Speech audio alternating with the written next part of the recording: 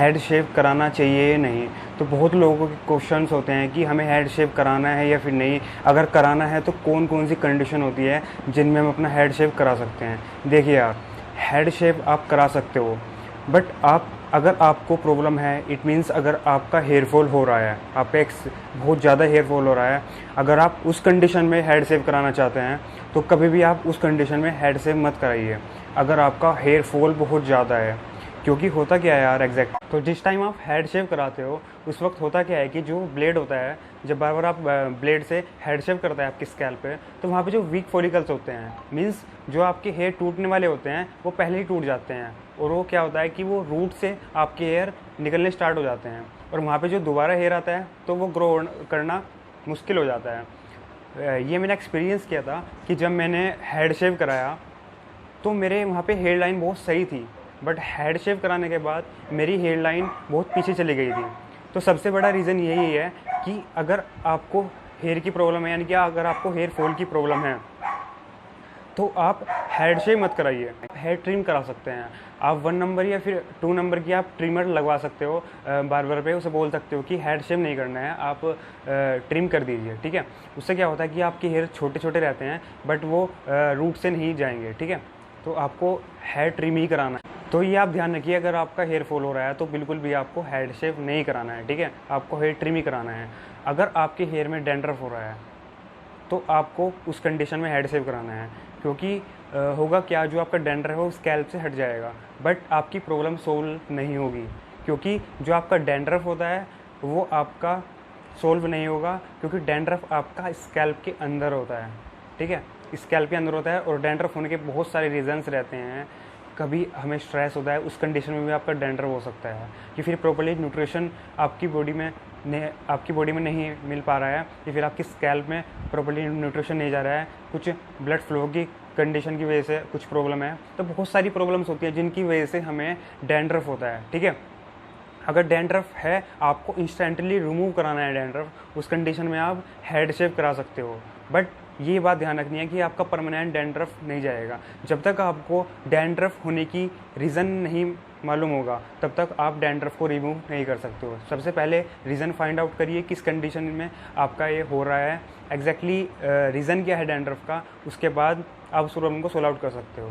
और दूसरी बात यह है कि अगर आप हेयर ट्रिम भी करा रहे हो, उसके बाद आपको प्रॉपर्ली ऑयलिंग करनी है, ताकि आपकी जो हेयर रूट्स हैं, हेयर फॉलिकल्स हैं, उसमें प्रॉपर्ली नरिशमेंट हो सके। तो आपको ज़्यादा केयर करनी है, ठीक है। आपके जो हेयर्स होते हैं, जो आपके छोटे हेयर्स होते हैं, ऐसा नहीं है वो नहीं टूटेंगे। अगर आपने ट्रिम भी करा लिया है, फिर आपने हेड शेव भी करा लिया है, आपका हेयर फॉल नहीं रुकेगा, क्योंकि जो आपकी वजह है, जो आपका रीज़न है, वो अभी सोल्व नहीं हुआ है। केवल आपने हेयर ट्रिम कराया है, आपने हेड शेव कराया है, ठीक है। आपने हेयर ट्रिम और हेड शेव से लेकर आया है क्योंकि आप परेशान हो चुके हो।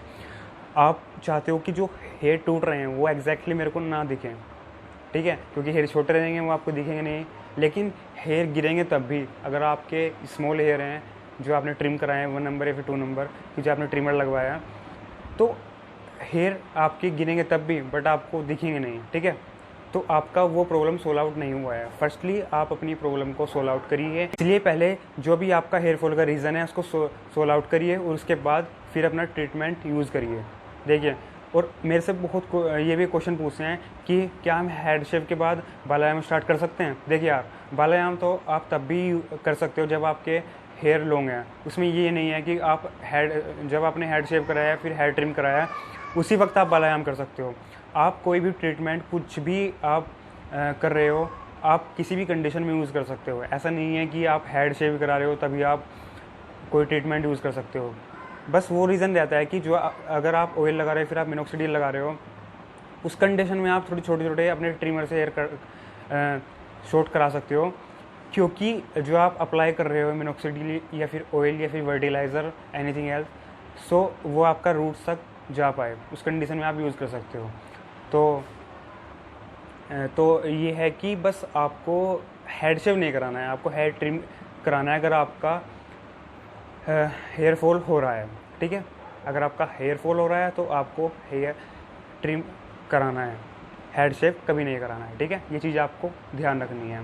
और अगर आपका हेयर फॉल नहीं है, उस कंडीशन में आप करा सकते हो, वो आपकी मर्ज़ी है। आप हेड शेव कराना है फिर हेयर ट्रिम कराना है, आप उस कंडीशन में कुछ भी कर सकते हो, ठीक है।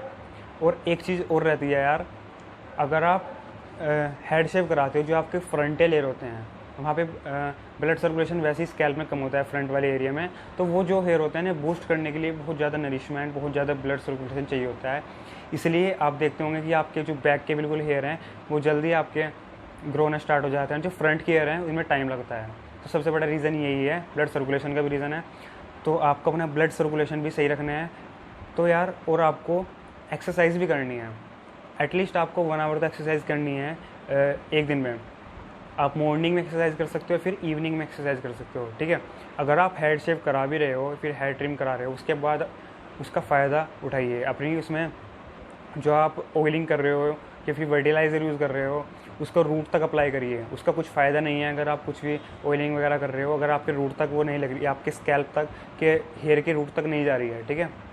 कोशिश करो कि जो आप ऑयलिंग कर रहे हो अपने हेयर में वो रूट तक अप्लाई कर सको, बस ये चीज़ ध्यान रखनी है। और हेड शेव नहीं कराना है अगर आपका हेयर फॉल हो रहा है, आपको हेयर ट्रिम कराना है। ये कंडीशन मेरे साथ भी थी और मैं इसका एक्सपीरियंस ले चुका हूँ, इसलिए आपसे कह रहा हूँ हेयर ट्रिम कराना है आपको, हेड शेव नहीं कराना है, ठीक है। और कोई भी क्वेश्चन हो तो आप मेरे से इंस्टाग्राम पे पूछ सकते हो और आप कमेंट में भी पूछ सकते हो। मैं हैंड टू हैंड आपका रिप्लाई करता हूँ, हर किसी का रिप्लाई करता हूँ। तो कोई भी टेंशन लेने वाली बात नहीं है। और स्ट्रेस अपने माइंड में मत रहिए अगर आपका हेयर फॉल हो रहा है, क्योंकि the biggest reason of hair fall is stress. Stress सबसे बड़ा रीज़न होता है आपका हेयर फॉल होगा। तो चलिए मिलते हैं नेक्स्ट वीडियो में। और अगर आपका कुछ भी टॉपिक हो तो आप मेरे को बता सकते हो, कमेंट में बता सकते हो, इंस्टाग्राम पे बता सकते हो। मैं डेफिनेटली उसमें गो थ्रू कर। मिलते हैं नेक्स्ट वीडियो में।